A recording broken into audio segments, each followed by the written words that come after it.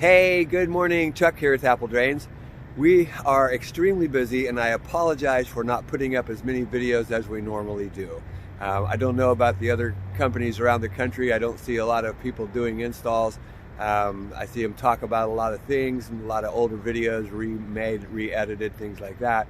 But we are extremely busy and I apologize for that. I will get some more videos up here just as soon as I can. Thanks. Hey, good morning. Chuck here with Apple Drains. Today we are installing a French drain.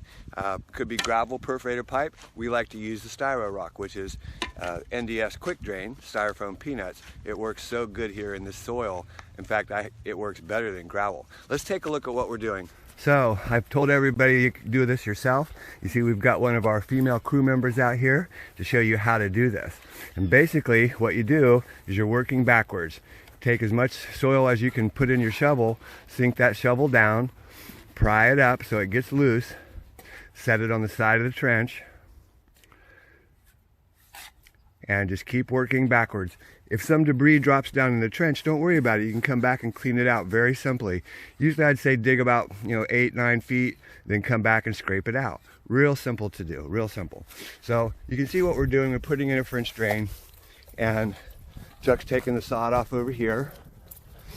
We've got our tarps laid out, a little bit windy, but we'll get some dirt on there. It'll stay down nice and tight. Same thing, take the sod off, take care of your sod. Make sure you've got good sod, easy to put back. And we're gonna trench all through here. We're going to put our easy flow in. That's what we use for the French drain here.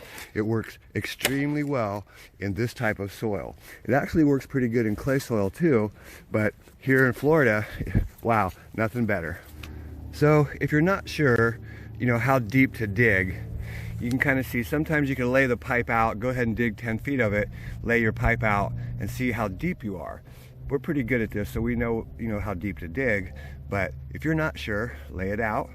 And you can see we were about 4 inches below the curb, so we've got plenty of room to put our sod back on. We're going to remove all this soil and haul it away, or put it in a low spot, someplace, natural area, whatever, and then it'll all settle nicely. But a real simple, good job for the do-it-yourselfer. So you can kind of see how it goes back. We're still digging, but we're busy, so I need to use my hands. But just to show you, you can set your sod back, and then of course we'll clean up the excess dirt, haul that away. Within a week or so, it'll be hard to tell we were here, but looking real good. So I'm just showing you, 10 feet here because we're really busy, and I'll need to, help these guys dig. But you can see we set the sod back. It comes out great.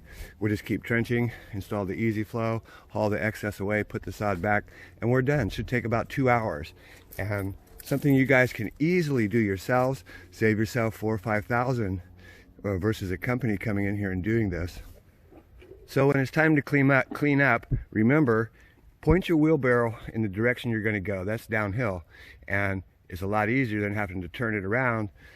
What we're doing is we're taking the dirt off the tarp, leaving enough that we can come back and just pick up the tarp and put it in the barrel. Makes life really simple, only takes a few minutes. So on your discharge line, because we're going into a natural area, there's actually a retaining pond behind all these shrubbery. We can just have open ditch, so we just let it come out right on top of the ground. Now we're backfilling. So you can see, as you dig, remember to dig backwards. Sometimes if you have a helper, you're gonna run into each other, but that's okay.